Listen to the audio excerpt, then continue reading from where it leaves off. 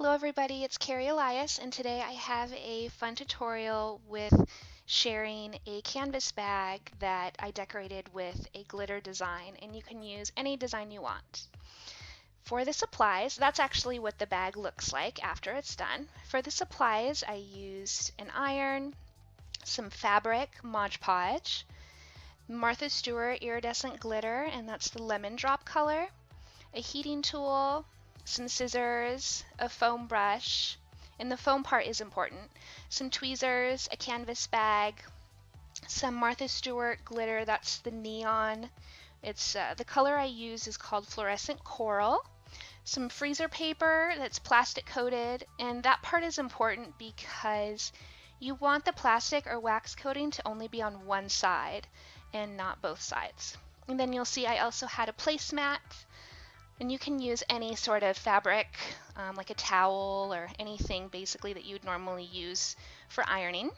And then I also have my Silhouette cutting mat, and that's what I use to cut out my design. So the cool thing about this bag is you can really use any design that you like, and you can have your silhouette cut it out, or you can cut it out with an exacto knife. So I'm going to go ahead and attach my freezer paper to my Silhouette mat. And I'm doing it with the plastic or wax side facing down.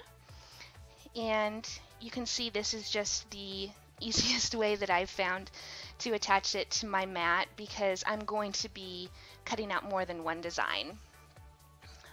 And it's basically going to fill up most of the mat. So I'm going to go ahead and take my placemat, and for my iron I'm going to go ahead and put my settings so that there's no steam.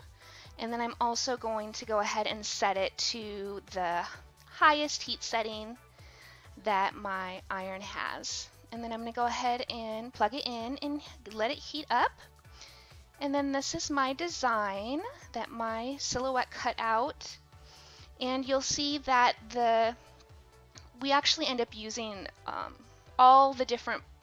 pretty much all the different pieces in order to do this project. I just found that it's easiest that way. And this design is from the Studio Calico, I think it was the Underground kit, which is a few months back. And it's this cute little digital bear that was designed by Life Love Paper. And you can see I did two different designs. I did just the cute little bear with the nose. It's more of like a basic design, not too much detail.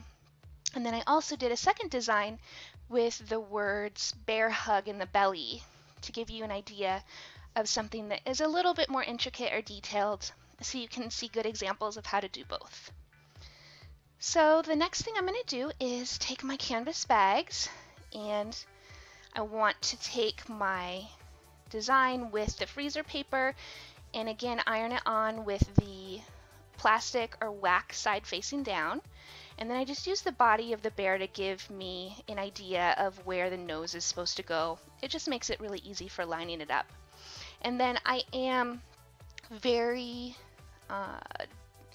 very careful about going around the edges with my iron to make sure that none of the glitter or fabric Mod Podge is going to get underneath my design. I want all those to be sealed nicely. And so that was for the basic one, and then for this one that's a little bit more detailed, you'll see I'm doing the same thing, putting the body down so that I can get an idea of where the nose is supposed to go. Obviously it doesn't have to be perfect, but it just makes it faster.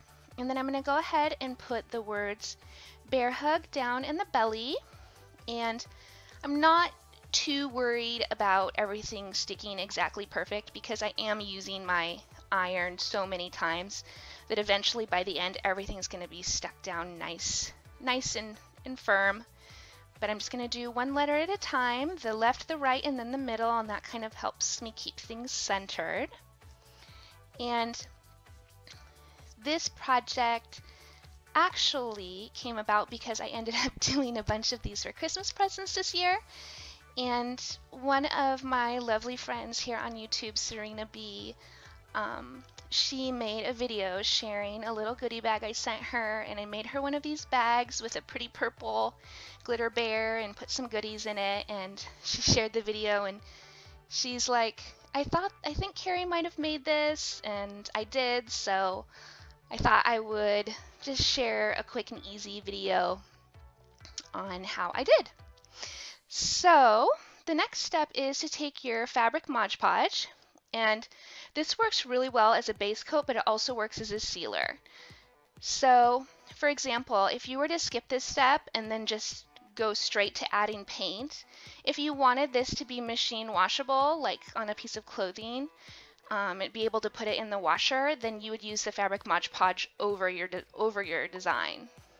But for this purpose, since I'm using glitter, it's the base. And then you'll see that I kind of forgot about taking and putting some of that freezer paper inside the bags. There I'm showing that the wax side I'm doing facing up, and I'm putting it inside the bag just so that when I add the fabric Mod Podge, it doesn't leak all the way through to the back side and make the bag seal together.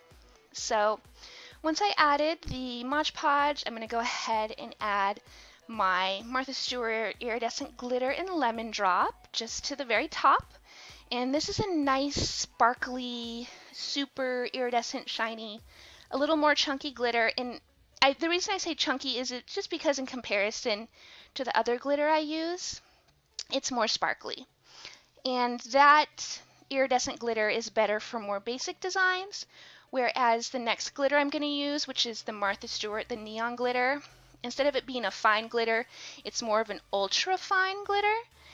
And I use the fluorescent coral, and it's much better for the more detailed designs, which is why I'm able to get away with doing the bear hug sentiment.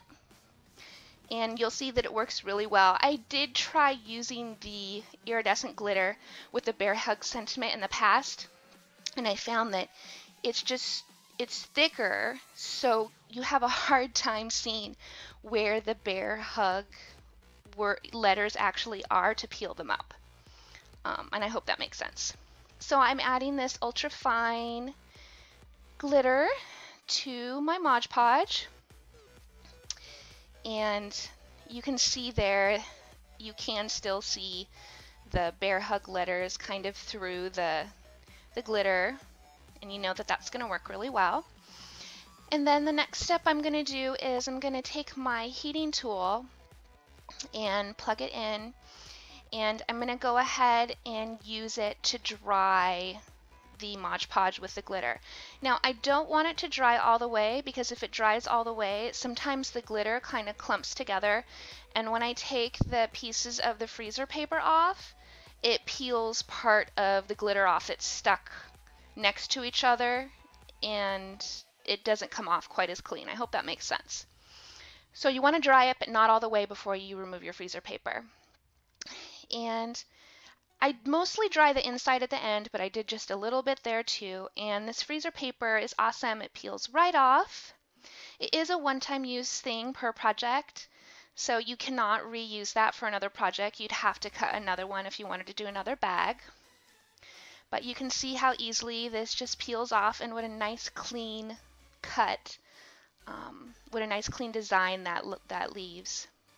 And then I'm just taking my tweezers, and I don't have special craft tweezers. I'm just using my cosmetic tweezers and just pulling the little nose up.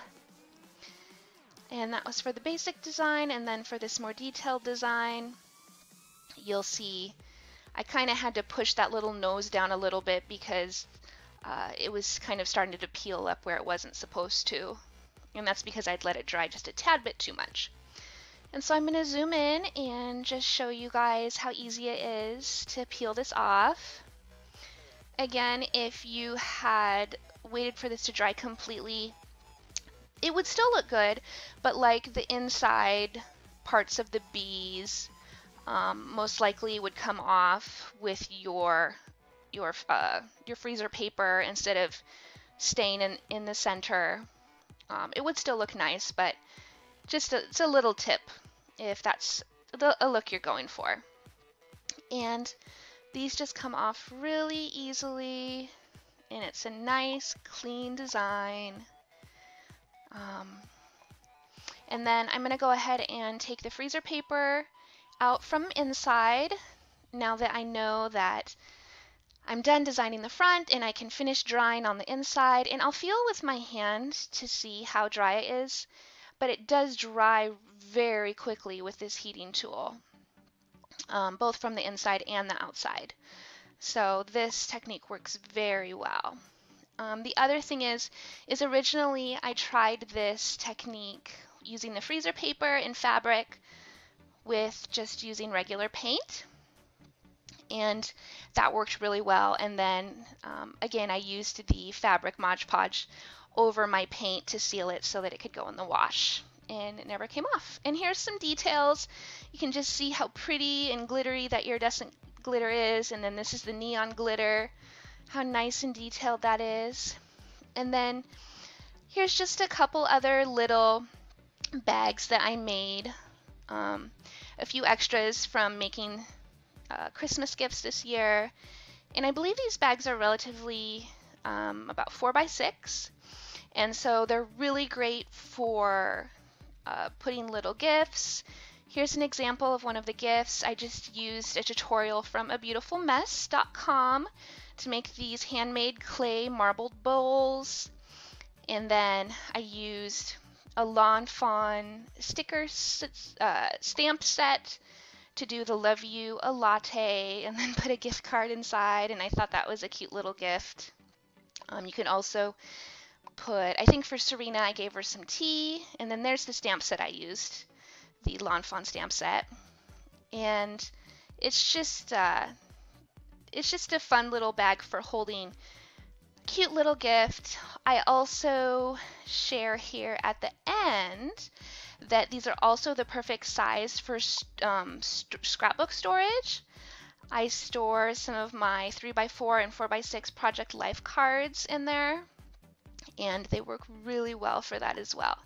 So they're definitely a cute gift bag, but they're also really good for storage and keeping things cute around your craft space. Thanks so much for watching, you guys. If you have any questions, please leave it in the comments, and I will see you next time. Have a wonderful day. Thanks. Bye.